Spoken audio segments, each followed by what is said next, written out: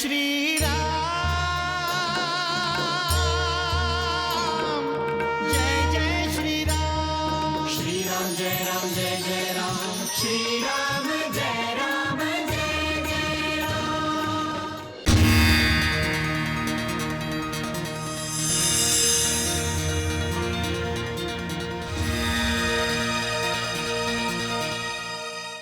उठ राम आणि शिवजींच्या या महान धनुष्यावर प्रत्यंच चढव. उठ.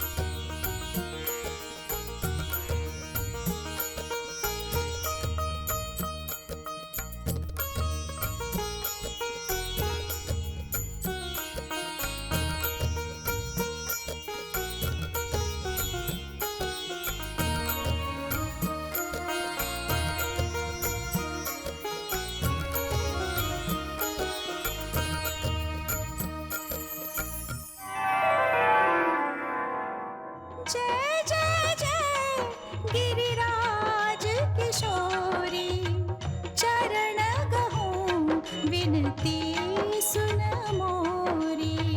समय यही सेवा के फल का, कर दो धनुष फूल साहल का।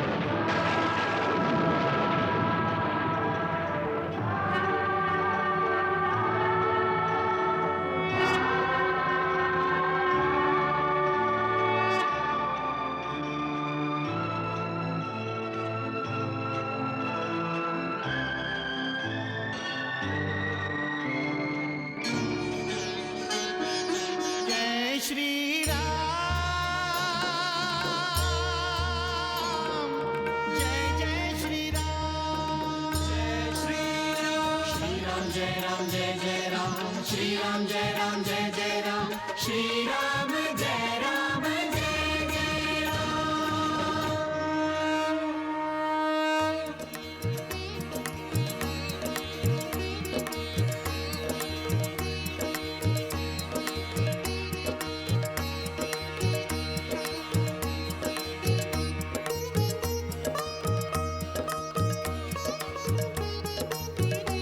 माता गौरी, आज तुम्ही आमच्या भक्तीची लाज राखली. आम्ही धन्य झालो माता, आम्ही धन्य झालो.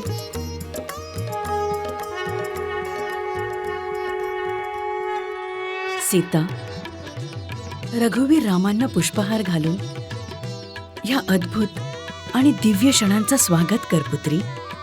जा.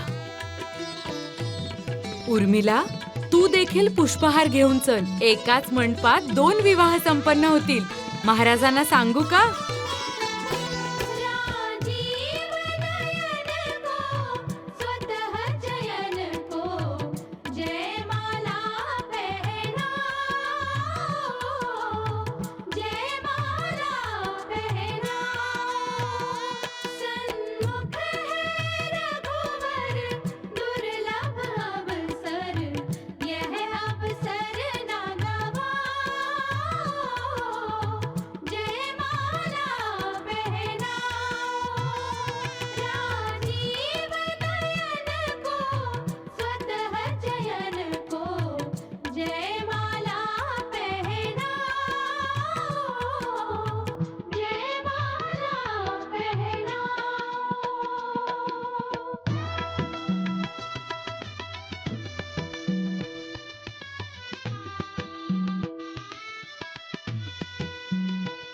क्यों लज्जा मंडित चरणों से बढ़ जाने का साहस न जुटे। शिव धनुष राम ने उठा लिया, सखी पुष्पमाल तुमसे न उठे, सखी पुष्पमाल तुमसे न उठे। एक जयमाल डाल कर विजय नाम पर पाओ, विजय नाम पर पाओ। राजीव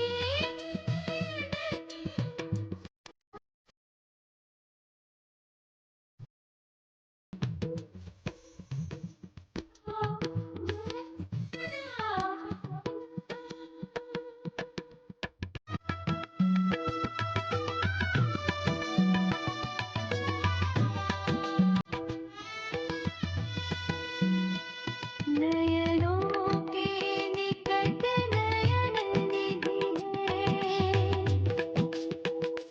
नयनों को यह विश्वास तो हो,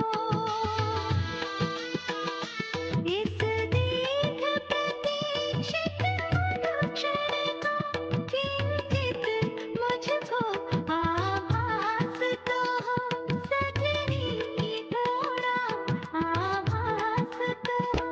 दुविधा संकोच में पड़कर सीते अब न विलंब लगाओ, अब न विलंब लगाओ।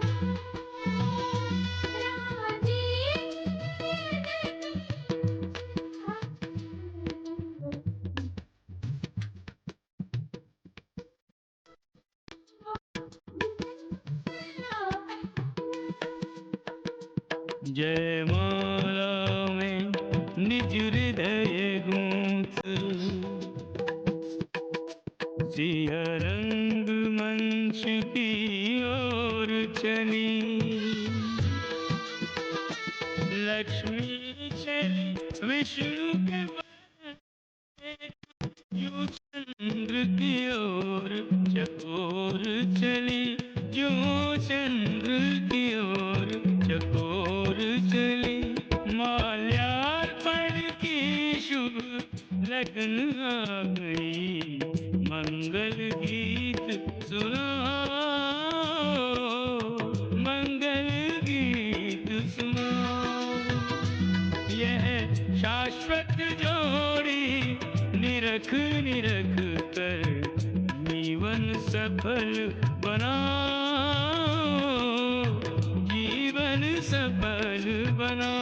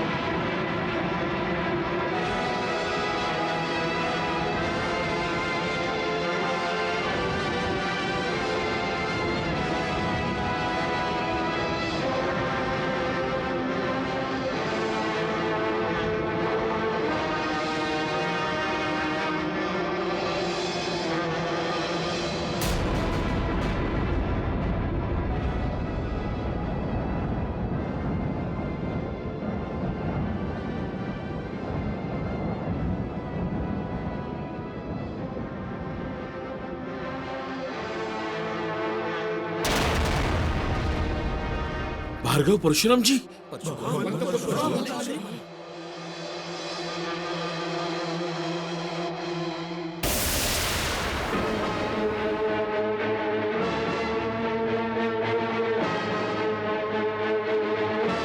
भगवंत, मी सुनंदन पुत्र भिस्वत तुम्हाला प्रणाम करतो.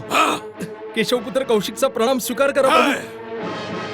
धर्मपुत्र दुर्मुखचा प्रणाम स्वीकार करा प्रभू. तुझं दुर्मुख माझ्यापासून दूर कर जा. भगवंत, धर्मदेव पुत्र सहदेवचा प्रणाम स्वीकार करा.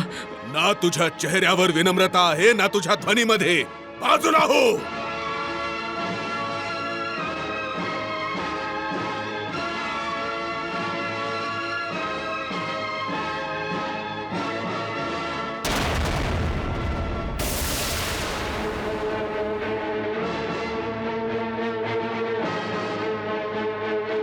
कल्याण भव. महर्षी, ही माझी पुत्री सीता आहे. सौभाग्यवती भव. तुमच्या दर्शन मात्राने आम्ही धन्य झालो प्रभू. आयुष्मान भव. परशुरामांना कौशिक विश्वामित्राचा प्रणाम. नमस्तोभ्यम ब्रह्मर्षी. प्रभू, मिथिला नगरीत तुमचे स्वागत आहे. तुम्ही खूप शुभप्रसंगी पोहोचला आहात. तू याला शुभ प्रसंग म्हणतोस? मी तुला सचेत ही केलं होतं की माझे आराध्य शिवशंकरांच्या धनुष्याची अवहेलना करू नको, पण तू माझ्या आज्ञेचं पालन केलं नाहीस.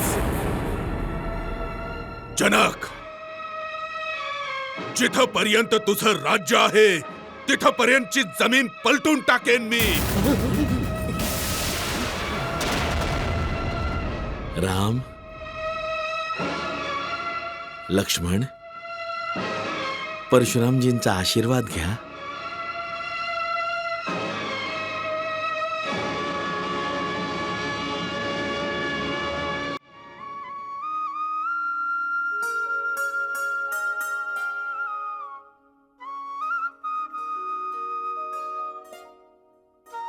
कीर्तिमान भव. ब्रह्मऋषी, कोण आहेत हे दोघे सुकुमार? माझे शिष्य आहेत भगवन. अयोध्या नरेश, महाराज दशरथ यांचे पुत्र राम.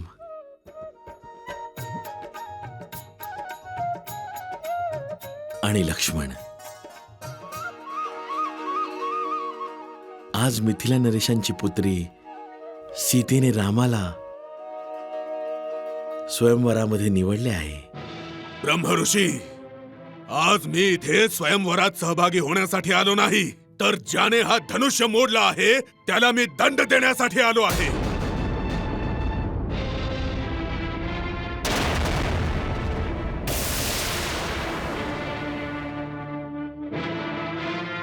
भगवंत, शिवजींच्या धनुष्याचा भंग करणारा तुमचाच एखादा दास असावा. सांगा, काय आज्ञा आहे? तू माझा उपहास करत आहेस.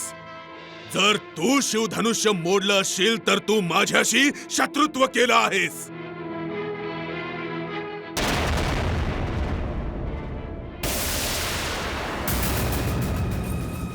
शिवधनुष्याचा घोर अपमान करणारा सहस्त्रबाहू सारखा माझा शत्रू आहे.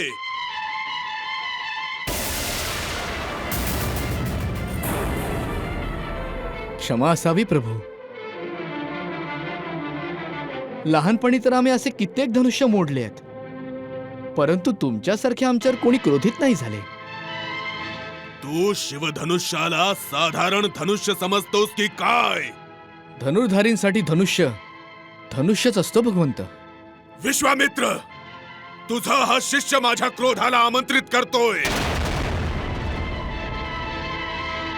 भगवंत, मला तर फक्त एवढंच म्हणायचं आहे की धनुष्य मोडला तर त्यात भ्राता रामांचा काही दोष नाही.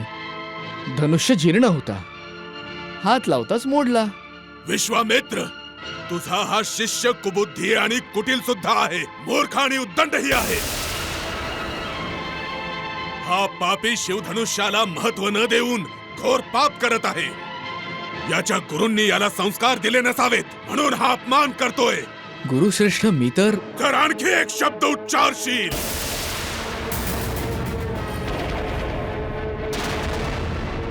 तर याच परशुने तुझं मस्तक शरीरापासून वेगळं करेल.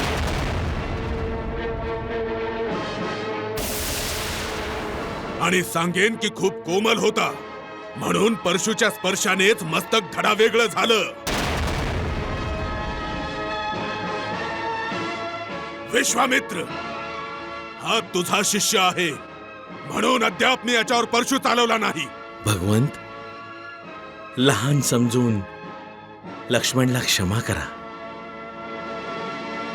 मग विश्वामित्र याला समजावा की मोठ्यांचा केलेला अपमान मोठ्यांसाठी मृत्यू समान असतो. मी एखाद्या क्षत्रियापासून अपमान किंवा मृत्यू स्वीकारू शकत नाही. भगवंत, माझा लहान भाऊ स्वभावानेच उतावळा आहे. म्हणूनच गुरुजन आणि ज्ञानी लोक असताना सुद्धा त्याने आमचा पक्ष घेण्याची आतुरता दाखवली आहे. तुम्ही त्याचा फार क्रोध करू नका, कारण आपले अपराधी तर आम्ही आहोत. आम्हीच शिवजींचा हा पवित्र धनुष्य तोडला आहे.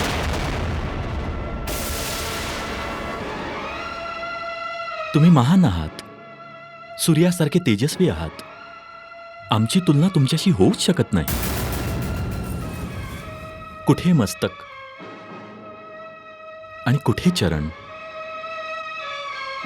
आमचे तर खूप लहान नाव आहे राम, आणि तुमचे परशुपेक्षाही खूप मोठे नाव आहे परशुराम. आम्ही तर गुण, ज्ञान, तेज, तपस्या, शौर्य, पराक्रम ह्या सगळ्यात तुमच्यापेक्षा मागे आहोत.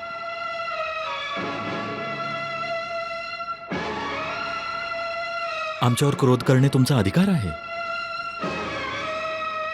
स्वामी, तुम्ही आमचे आदर्श आहात, आमचे भगवंत आहात, आमचे देवता आहात. आम्ही तुमच्या क्रोधाची नाही, आशीर्वादाची अपेक्षा करतो. श्राप नाही, वरदान मागत आहोत. वरदानाची इच्छा आहे भगवंत. राम, मी तुझ्यावर प्रसन्न आहे.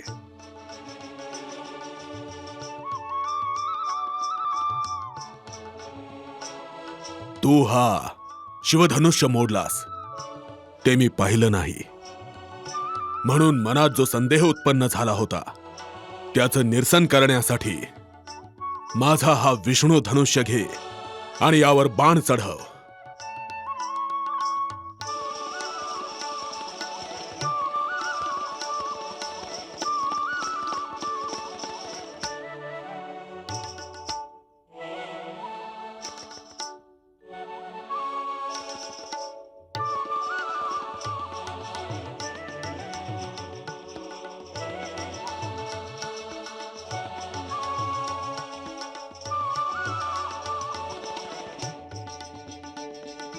हे घे राम.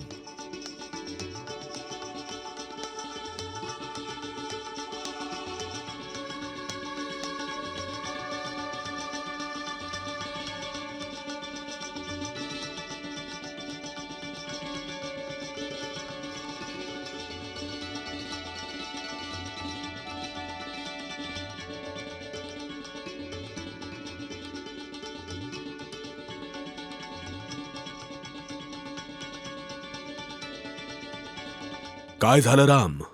भगवंत, गुरुदेवांनी आम्हाला शिक्षण दिले आहे की बाण कधीही व्यर्थ जाता कामा नये. धनुष्यावर चढवलेल्या बाणाने लक्ष्याचं भेदन नक्कीच झाले पाहिजे. त्यांचा गुरुउपदेश लक्षात ठेवून आजपर्यंत या दशरथ पुत्र रामाने सदैव लक्ष्य भेदन केले आहे. आता तुम्हीच सांगा, आम्ही कुणास आमचे लक्ष्य बनवू? तुमच्या गतीला अथवा तुमच्या अलौकिक तपसामर्थ्याने प्राप्त झालेल्या दिव्य लोकाला?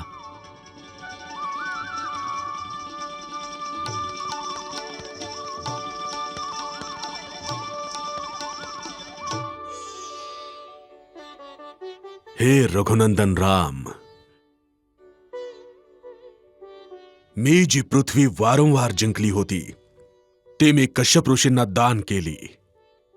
तेव्हा ते मला म्हणाले की हे भरत श्रेष्ठ, तुम्ही रात्रीच्या वेळी पृथ्वीवर निवास करू नका, नाहीतर एकही क्षत्रिय शांततेत झोपणार नाही. तर राम, त्याच क्षणापासून मी भूतलावर रात्रीच्या वेळी निवास करत नाही, महेंद्र पर्वतावर निघून जातो.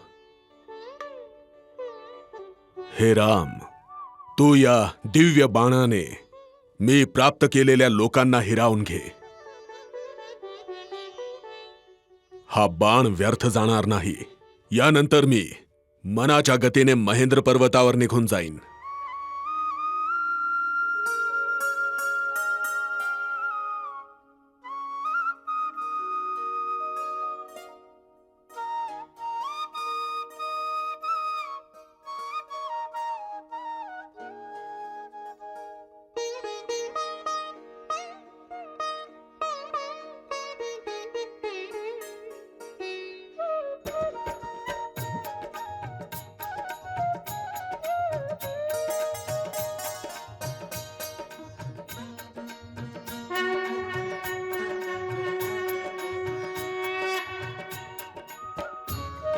मी धन्य झालो राम.